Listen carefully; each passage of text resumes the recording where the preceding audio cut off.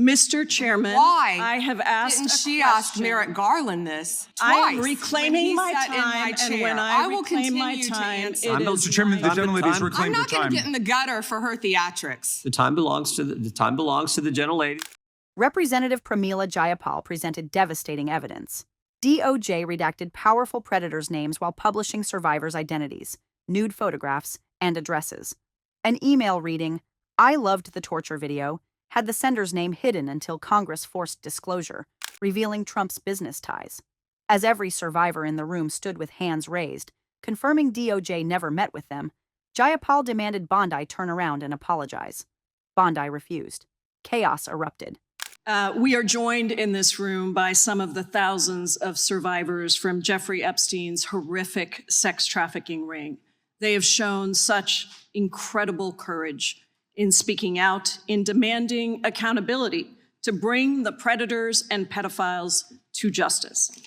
The Epstein Files Transparency Act required your Department of Justice to disclose the perpetrators connected with Epstein's criminal activities and to redact the information of survivors to protect their identities.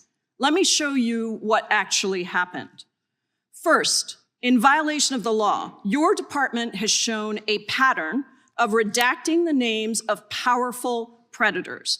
Here behind me is one example of an email from Epstein to a man whose name was redacted. The email reads, quote, "Where are you? Are you okay? I loved the torture video."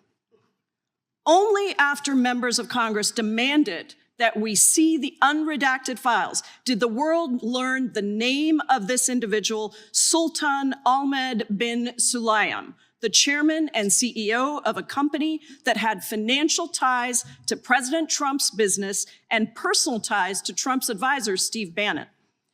Second, the survivors were not similarly protected, also in violation of the law. Here is another email titled Epstein Victim List.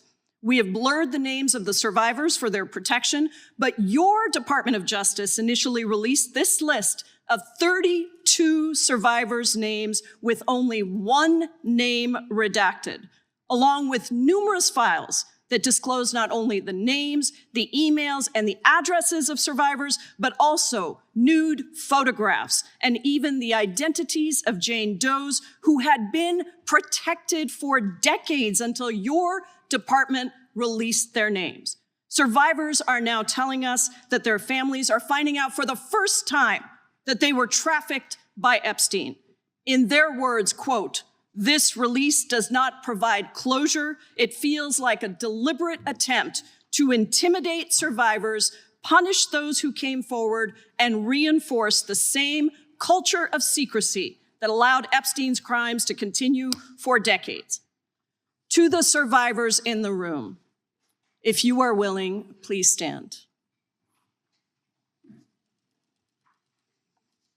And if you are willing, please raise your hands if you have still not been able to meet with this Department of Justice.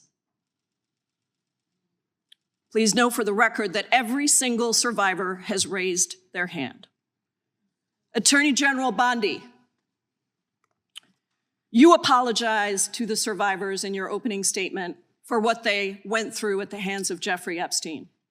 Will you turn to them now and apologize for what your Department of Justice has put them through with the absolutely unacceptable release of the Epstein files and their information?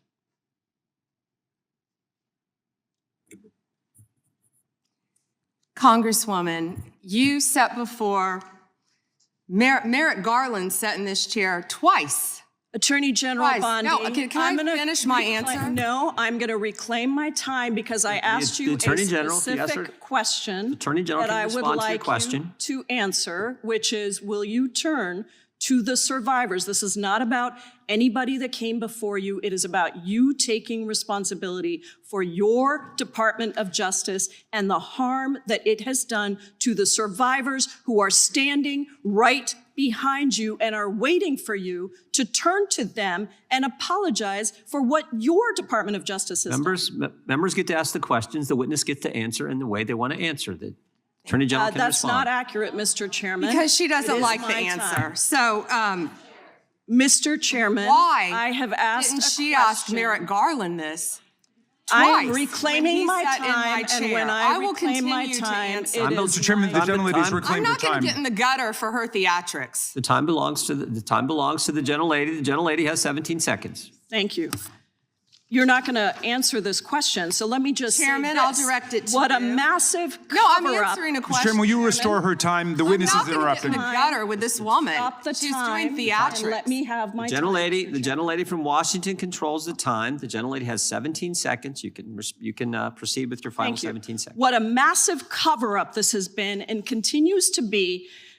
Donald Trump made the release of the Epstein files the center of his political campaign because he thought it would benefit him. Then you got into office, Attorney General, claimed to have a client list, only Regular to order. then say that there was no list. Your deputy, Todd The time of Blanche, the- met alone time of the with gentlelady Elaine has- the Maxwell time of the and gentlelady has transferred her expired. to a minimum security prison. And now you continue The the time of the cover-up. gentlelady And I has wish expired. that you would turn around to the survivors who are standing right behind you and on a human level Chairman, apologize Chair now to them recognizes the on chair. what you Unprofessional. have done. This confrontation between Representative Pramila Jayapal and Attorney General Pam Bondi represented one of the most emotionally charged moments of the hearing, with the physical presence of Epstein survivors transforming policy debate into a visceral moral reckoning. The exchange exposed not only alleged failures in document production, but also the human cost of those failures, and Bondi's unwillingness to acknowledge harm done on her watch. Jayapal's visual presentation was devastatingly effective. By displaying actual redacted emails while survivors sat directly behind Bondi, she created inescapable evidence of the DOJ's alleged pattern of protecting perpetrators while exposing victims. The email reading, "Where are you? Are you okay?" I loved the torture video, with the sender's name redacted, represented exactly the kind of protection powerful figures received. Only after congressional pressure did the name emerge. Sultan Ahmed bin Sulayem, with financial ties to President Trump's business and personal ties to Trump's advisor Steve Bannon. This suggested redaction decisions may have been driven by protecting Trump-connected individuals, rather than legitimate privacy concerns. The contrast with how survivors were treated was stark. Jayapal's presentation of the Epstein victim list email showing 32 survivors' names, released with only one name redacted, alongside files disclosing names, emails, addresses, nude photographs, and even the identities of Jane Does who had been protected for decades, represented a complete inversion of what the Epstein Files Transparency Act required. The law explicitly mandated disclosing perpetrators' names while redacting survivors' identities. Justice did the opposite precisely. The human consequences were devastating. Survivors learning that their families are finding out for the first time that they were trafficked by Epstein through public document releases rather than on their own terms represents a profound violation of autonomy and dignity. The survivors' statement that the release feels like a deliberate attempt to intimidate survivors, punish those who came forward, and reinforce the same culture of secrecy that allowed Epstein's crimes to continue for decades, suggested this wasn't merely incompetence, but potentially intentional harm. The moment when Jayapal asked survivors to stand, then asked those who still have not been able to meet with this Department of Justice to raise their hands, and every single survivor raised their hand, created powerful visual testimony. The Department of Justice under Bondi's leadership had not prioritized meeting with them despite their central role in the case. Jayapal's request that Bondi turn to them now and apologize for what your Department of Justice has put them through was simple and reasonable. Bondi had apologized in her opening statement for what survivors went through at the hands of Jeffrey Epstein. Jayapal asked her to extend that acknowledgement to harm caused by the DOJ's handling of the files. Bondi's refusal, her immediate deflection to Merrick Garland, revealed an unwillingness to accept responsibility for actions under her leadership. The procedural chaos highlighted political stakes and emotional intensity. The chairman's intervention defending Bondi's right to answer, in the way they want to answer, was technically correct, but missed the moral force of Jayapal's request.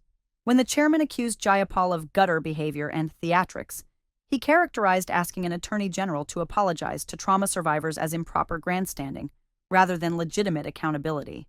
Jayapal's closing, "What a massive cover-up this has been and continues to be," connected document handling to protecting Trump-connected individuals. Her observation that Trump made the release of the Epstein files the center of his political campaign, but then claimed to have a client list, only to say that there was no list, suggested transparency promises were never genuine. The detail that your deputy Todd Blanche met alone with Maxwell reinforced the pattern of special treatment for those who might implicate powerful figures. The survivors standing behind Bondi throughout, waiting for her to turn around and acknowledge them, created an image encapsulating the central critique. This Department of Justice has its back turned to victims while facing toward the powerful.